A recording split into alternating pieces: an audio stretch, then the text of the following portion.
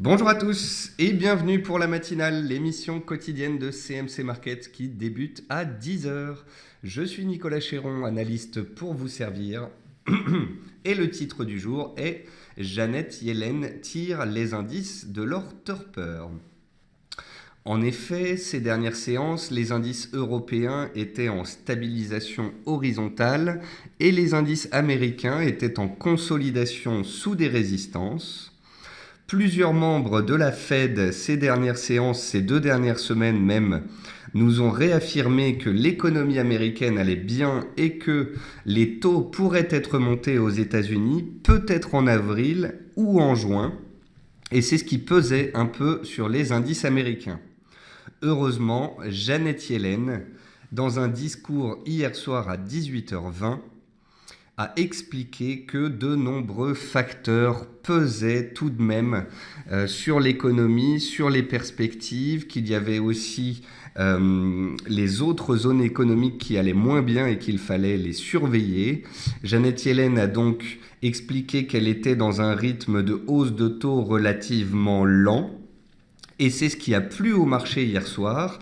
Nous avons ainsi le dollar américain qui est parti fortement à la baisse, qui a permis à toutes les matières premières et à toutes les devises cotées en dollars de reprendre du poil de la bête et de relancer leur dynamique haussière de court terme. Nous allons le voir. Et cela a bien évidemment soutenu les indices européens qui se sont repris sur leur support, et les indices américains comme le SP500 qui a inscrit un nouveau plus haut annuel.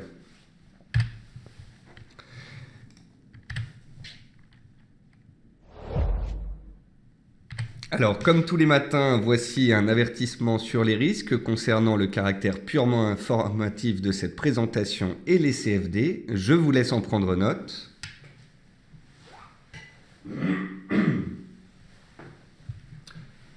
Comme d'habitude, n'hésitez pas à me poser des questions tout au long de cette présentation. Alors, comme tous les matins, nous allons voir les actualités, le calendrier économique. Nous allons passer en revue des actifs sur la plateforme de CMC Markets. Et comme je viens de le dire, je répondrai à vos questions. Pour poser des questions, vous avez en haut de votre écran les outils de chat et de questions-réponses. Alors, de nombreuses actualités ce jour. Le Dow Jones et donc le SP500 sont sortis par le haut de leur consolidation latérale grâce à une Fed accommodante. En effet, Janet Yellen a estimé que les incertitudes justifiaient un rythme de hausse de taux plus lent. Donc, comme je viens de vous l'expliquer dans cette introduction, les membres de la Fed étaient jusqu'ici plutôt positifs sur le fait que la Fed allait augmenter ses taux en 2016. En début d'année, on nous parlait de 4 hausses de taux.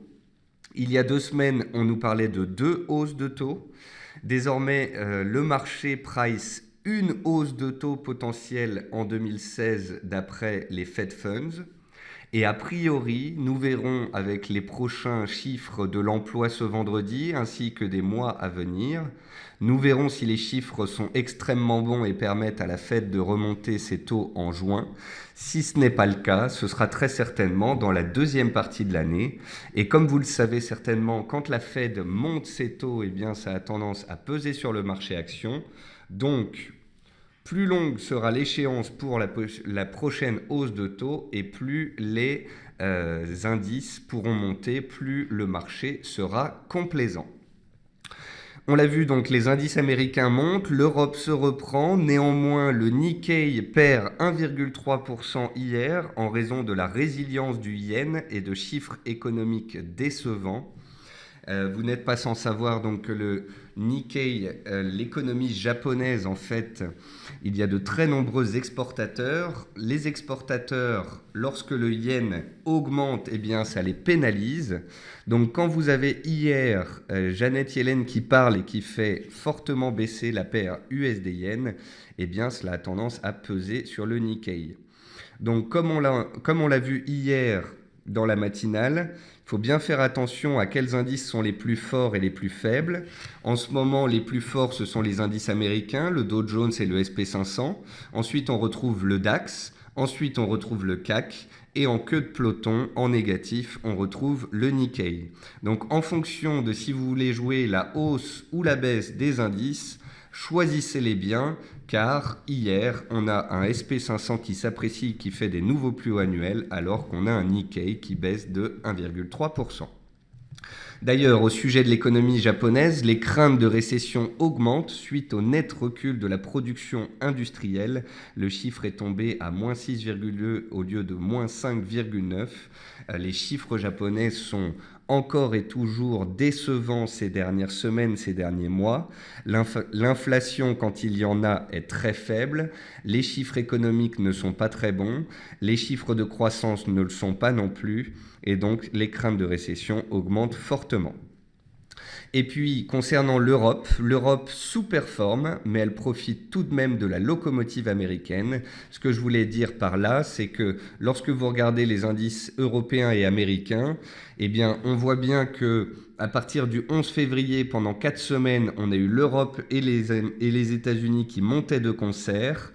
Depuis maintenant 3 semaines, l'Europe est neutre et les États-Unis, eux, continuent de grimper. Donc il y a bien une corrélation entre l'Europe et les États-Unis. Lorsque les États-Unis montent, l'Europe monte. Et lorsque les États-Unis baissent, l'Europe baisse. Mais à chaque fois, quand l'Europe monte, elle le fait moins fort que les États-Unis. Et quand elle baisse plus fort. C'est pour cela qu'on dit que l'Europe sous-performe la locomotive américaine. Olivier pose une question intéressante et dit « La prudence de la Fed ne montre-t-elle pas son scepticisme sur l'économie américaine ?» En fait, Olivier, la Fed essaye de nous expliquer qu'elle est confiante sur l'économie américaine, mais que les autres zones économiques pourraient déstabiliser la croissance mondiale et également à terme potentiellement les États-Unis, puisque toutes les zones économiques sont liées. Mais lorsqu'on lit les derniers communiqués et les derniers discours de Janet Yellen, on se rend bien compte que les membres de la Fed s'emploient à dire que tout va bien aux États-Unis, mais qu'il y a des facteurs externes et exogènes qui pourraient intervenir. Côté entreprise, pas mal de publications ce jour. Alstom a publié son plan objectif 2020 que le marché salue ce matin. Le titre était en hausse de 3,5% un petit peu avant la matinale. Vallourec a annoncé une nouvelle ligne de crédit de 450 millions d'euros ainsi qu'un contrat avec Abu Dhabi. En plus de cela, le pétrole rebondit ce matin, donc 3 facteurs positifs pour Vallourec qui reprenait 8% ce matin. Orpea, qui est vraiment le spécialiste dans tout ce qui est maison de retraite, a publié un chiffre d'affaires en hausse de 22% en 2015 et confirme ses objectifs pour 2016. Orpea donc tire vraiment son épingle du jeu dans ce secteur et reste la société qui arrive à avoir la meilleure rentabilité. Neopost vise un retour à la croissance organique à moyen terme. La société a publié hier soir, mais le marché n'y croit que peu ou n'y croit pas. Le titre était encore en baisse ce matin de 3,5% alors que la valeur baisse déjà depuis des mois. Kaufmann & Broad de son côté a confirmé ses objectifs pour 2016. Quant à UBS, la société a remonté ou initié des recommandations à l'achat sur les sociétés bancaires que sont la Société Générale et BNP Paribas. Côté statistiques passées, la production industrielle japonaise, donc nous l'avons dit, est ressortie à moins 6,2% au lieu des moins 5,8% attendus. La confiance du consommateur américain est ressortie bien meilleure qu'attendue à 96,2 contre 93,9 attendus. Janet Yellen a changé la donne à court terme pendant son discours. C'était un discours secondaire, mais malgré tout assez suivi en ce début de semaine. Et puisque Janet Yellen a usé d'un ton plus accommodant, parlant de facteurs baissiers et repoussant les hausses de taux à court terme, eh bien cela a bien évidemment eu un impact positif sur les indices. Ce jour, on suivra les créations d'emplois du secteur privé, donc l'ADP, donc c'est les chiffres américains. de création d'emplois. Et à 16h30, on aura les stocks de pétrole hebdomadaires qui, comme d'habitude, devraient entraîner de la volatilité sur le pétrole et donc sur l'ensemble des valeurs énergétiques. On va maintenant passer à la plateforme de CMC Markets et comme tous les matins, on va commencer par les indices américains. Nous avions vu hier que le SP500 était coincé entre une oblique de résistance qui passait par les plus hauts récents ainsi que par les plus hauts de novembre-décembre 2015. Et en support, on avait la moyenne mobile à 15 séances. Je vous ai montré cette moyenne mobile-là car on l'avait testée favorablement une première fois ici en février, puis ici début mars. On avait pris appui dessus en fin de semaine dernière. Et donc en fait, hier, en début de séance, on a consolidé, touché le support. Et on est reparti fortement à la hausse grâce à Janet Yellen. On a cassé les plus hauts annuels et donc ce matin, la hausse est encore présente. Les acheteurs ont la main et le SP500 garde sa tendance haussière. L'oblique ici en jaune, je la garde sur mon graphique car on pourrait très bien venir faire un pullback dessus avant d'éventuellement repartir. Une chose est certaine, comme je vous le dis depuis maintenant plus d'un mois, tant que la tendance sera haussière aux États-Unis, eh bien, les indices en général auront tendance à être soutenus. Tant que les supports tiennent, il n'y aura pas de signal baissier et donc les acheteurs gardent la main. Dans ce genre de marché, soit donc les acheteurs ont la main, vous faites partie des acheteurs, vous payez les supports ou les cassures de résistance et vous profitez de la hausse. Si vous êtes un vendeur, il vaut mieux le faire avec précision et précaution puisque pour le moment, les vendeurs n'ont absolument pas la main, encore moins sur les indices américains que sont le Standard & Poor's et le Dow Jones. On va regarder ensuite le CAC 40 et le DAX. Donc le CAC 40, lui, il a réagi à proximité des 4330 points en fin de semaine et en ce début de semaine. Donc vous voyez qu'on est revenu s'approcher ici de la zone de soutien qu'on avait touchée le 10 mars dernier lors de la BCE. Vous pouvez voir que depuis un mois, en fait, le CAC n'a absolument pas bougé. Il est exactement au cours auquel il était au 1er mars, donc en 30 jours, on n'a absolument pas bougé sur les indices européens. Vous notez donc à quel point les indices européens sous-performent les indices américains. Les indices américains ont inscrit de nouveaux plus hauts, ça a permis à l'Europe de se reprendre. L'Europe, sur le CAC, on vient de passer d'un support à une résistance oblique. On a en effet une résistance oblique qui passe par tous les plus hauts depuis le plus haut de la BCE, donc le jeudi 10 mars.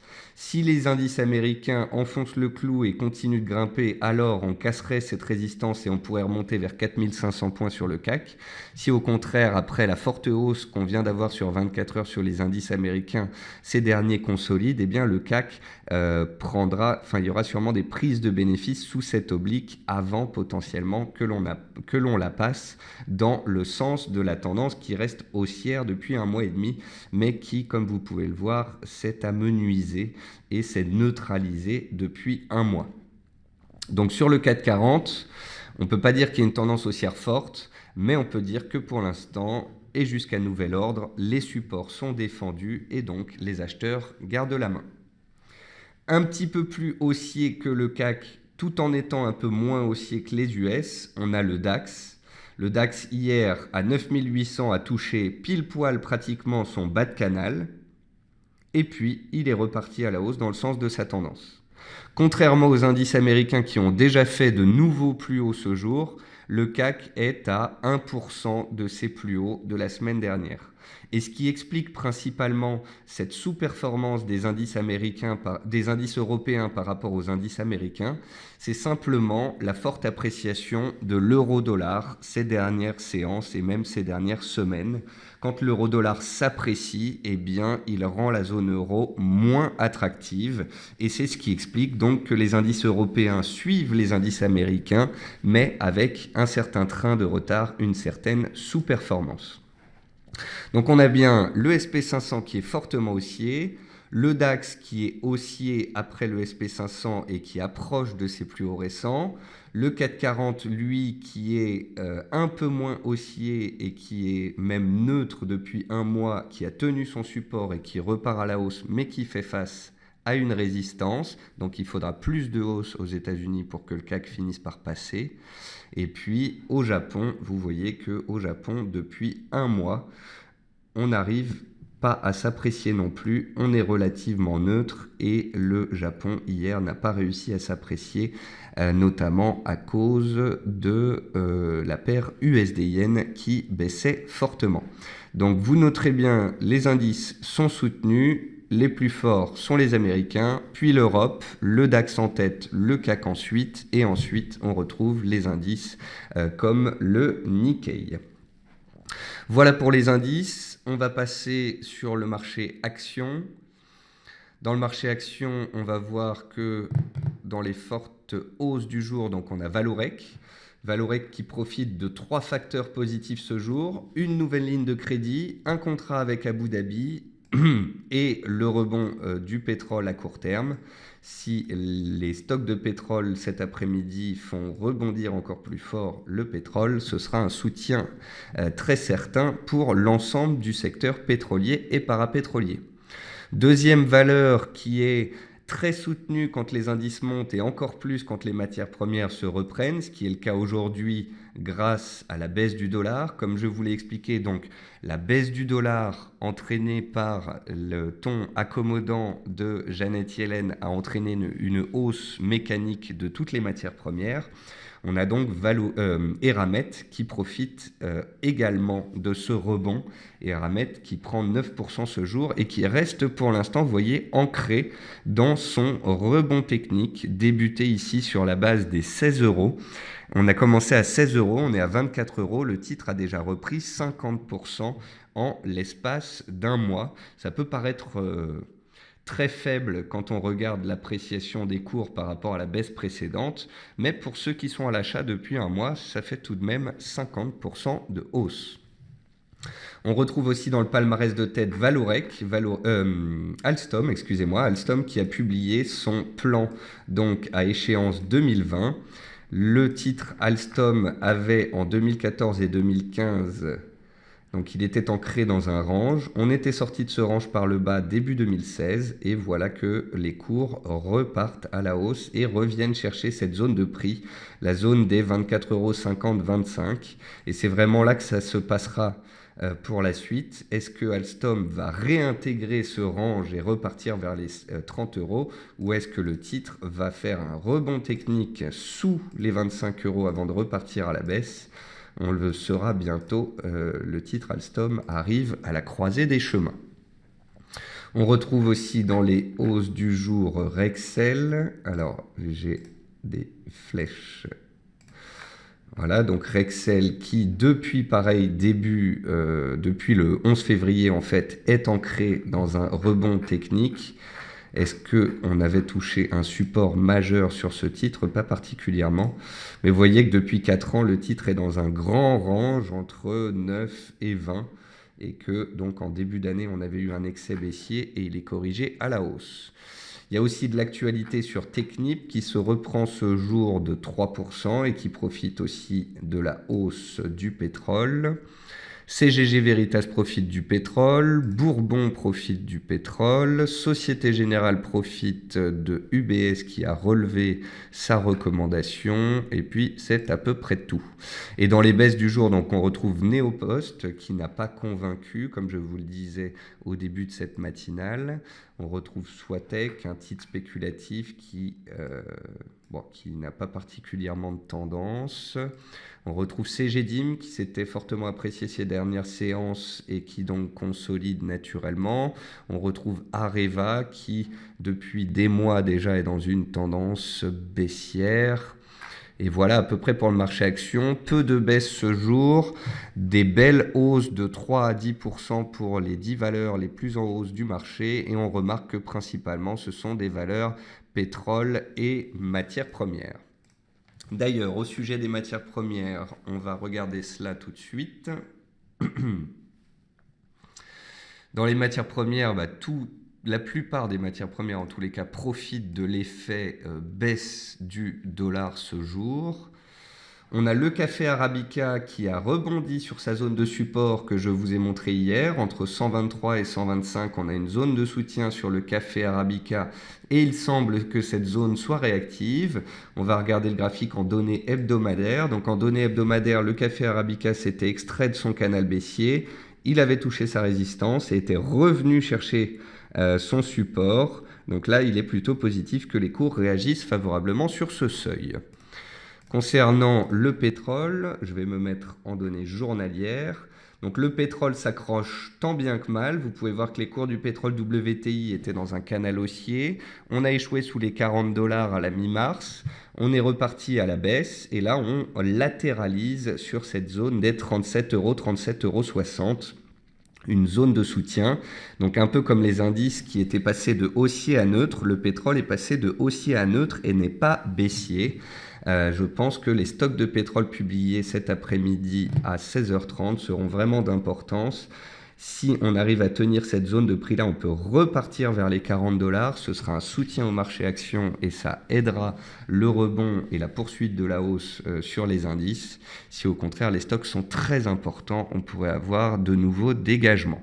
Il faut garder en tête aussi que plus le temps passe, plus on va s'approcher de la réunion du 17 avril prochain à Doha entre tous les producteurs de pétrole, réunion pendant laquelle ces derniers pourraient s'entendre sur un gel de la production. Donc plus on va s'approcher du 17 avril dans le temps, et plus les spéculations sur le pétrole vont être fortes. Concernant le gaz, on a vu ces dernières séances que les cours étaient dans un range entre 1,78 et 1,92. Nous sommes en train d'arriver sur la borne haute du range après 3 séances en forte hausse. Et demain, jeudi, nous aurons les stocks de gaz qui devraient nous permettre soit de casser les 1,92, 1,93 en force pour aller chercher les prochains niveaux.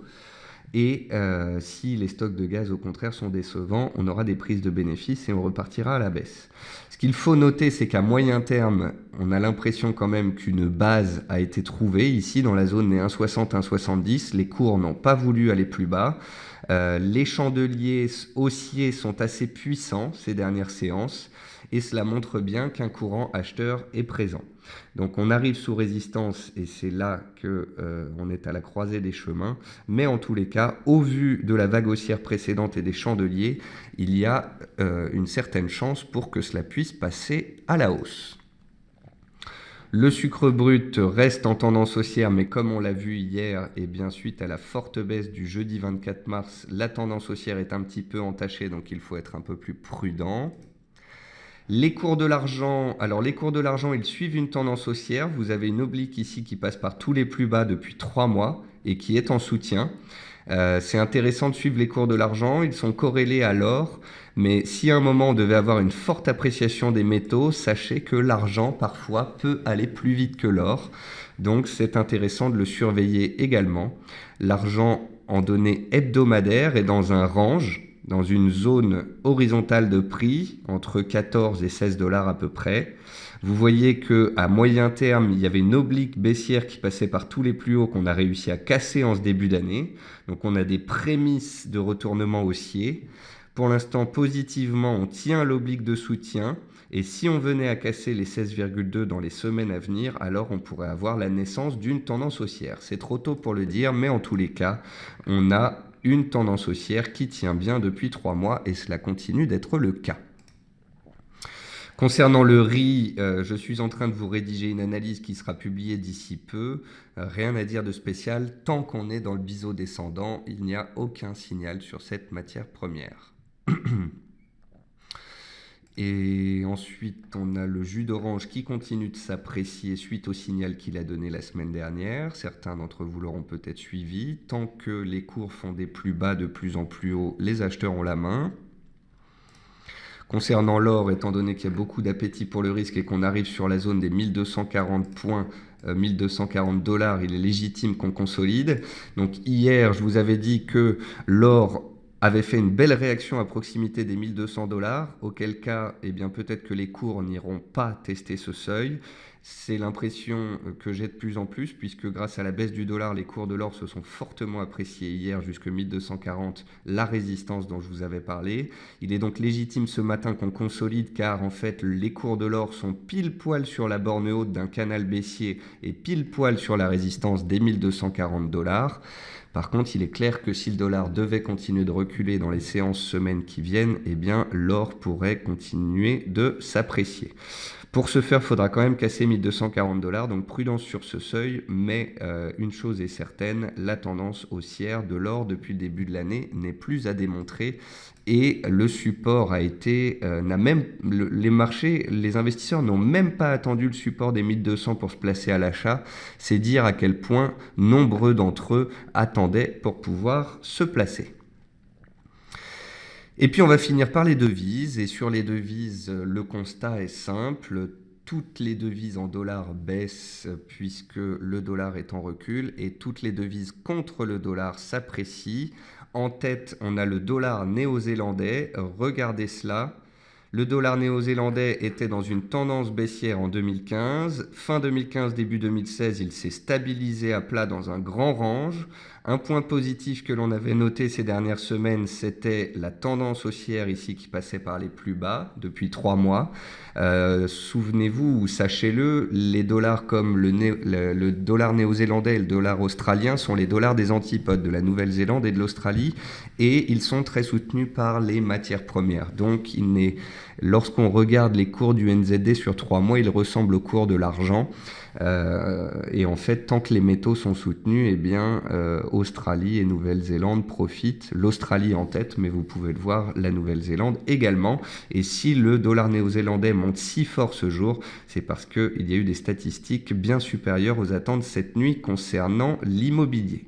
Donc ici, on a une tendance haussière, une cassure de résistance horizontale, ce qui explique cette forte appréciation des cours ce jour, puisque tous les stops des vendeurs qui étaient placés au-dessus de la résistance ont cassé. Concernant le dollar australien, j'ai publié des graphiques sur Twitter hier lorsqu'on a pris appui sur l'oblique de soutien ici. Donc même chose, le dollar australien est très recherché depuis 3 mois. Il monte petit à petit, il construit sa tendance haussière, il monte le long d'oblique haussière, et tant que ce sera le cas, eh bien, il pourra continuer de s'apprécier. On a l'impression cette fois enfin que le dollar australien pourrait en données hebdomadaires casser cette zone des 0,76, auquel cas il pourrait se libérer un nouveau potentiel haussier en direction des 0,80, 0,81 dans la zone ici. L'euro-dollar, lui, profite également. On avait vu hier qu'il était posé sur son support des 1,1150, 1,1170 et qu'il avait réagi favorablement. Grâce à Janet Yellen qui a fait baisser le dollar, il s'est fortement apprécié hier. Il continue ce jour. Il a buté une fois sous un 13,30, 2 fois sous un 13,30. Peut-être que la 3e fois sera la bonne. Tout comme sur le gaz, je vous disais tout à l'heure que les chandeliers étaient particulièrement haussiers. Et bien ici sur l'euro-dollar, c'est la même chose. On voit bien que les chandeliers haussiers sont les plus puissants, les plus forts, les plus pleins, alors que les chandeliers baissiers sont tout juste des chandeliers de consolidation. La probabilité que la résistance casse et que l'on perdure à la hausse est donc plus forte que la probabilité d'un échec fort sous cette résistance. Et puis, autre paire qui profite bien évidemment de la baisse du dollar, c'est la livre. La livre dont on avait déjà vu en données hebdomadaires qu'elle avait testé la zone des 1,40 qui était un support de très long terme. On avait vu que la livre avait déjà réalisé un appui et 2 appuis positifs sur 1,41. Elle a réalisé un 3e appui la semaine dernière et elle redémarre à la hausse. Malgré les risques de Brexit, malgré ce que cela fait peser sur le FTSE et la livre, eh bien, les chiffres anglais sont bons. Les risques de Brexit sont là, mais le Brexit a une probabilité quand même inférieure à 50%. Et puis, bien évidemment, la baisse du dollar est le 3e argument, le 3e soutien de la hausse de la paire GBP-USD ces dernières séances. Donc voilà sur le Forex. Forte hausse des paires contre le dollar à cause de Janet Yellen. On va regarder aussi l'USD-Yen. Donc l'USD-Yen, on avait dit hier qu'il devrait s'approcher des 114 et que l'on verra sur cette zone-là ce qu'il ferait. Il a échoué sous 114 puisque le dollar est reparti à la baisse. Et donc la paire USD-Yen repart du haut de son range vers le bas de son range. Rappelons qu'elle est toujours en tendance baissière, donc cette reprise de la baisse n'est pas étonnante. Et rappelons pour ceux qui regardent les indices comme le Nikkei que ce qui explique la baisse du Nikkei, c'est la baisse de l'USD-Yen, car qui veut dire baisse de l'USD-Yen dit que le yen se renforce indirectement et cela, ça pénalise les entreprises exportatrices japonaises. Voilà, sur ce, je pense qu'on a fait un beau tour de l'actualité, un bon tour technique des indices, actions, forex, matières premières. Effectivement, donc Christophe, le café Arabica a rebondi sur son oblique, donc c'est un pullback potentiel qui pourrait amener à une reprise de la hausse. Sinon, par rapport à tous les autres actifs dont on m'a posé des questions, eh bien, je les ai traités.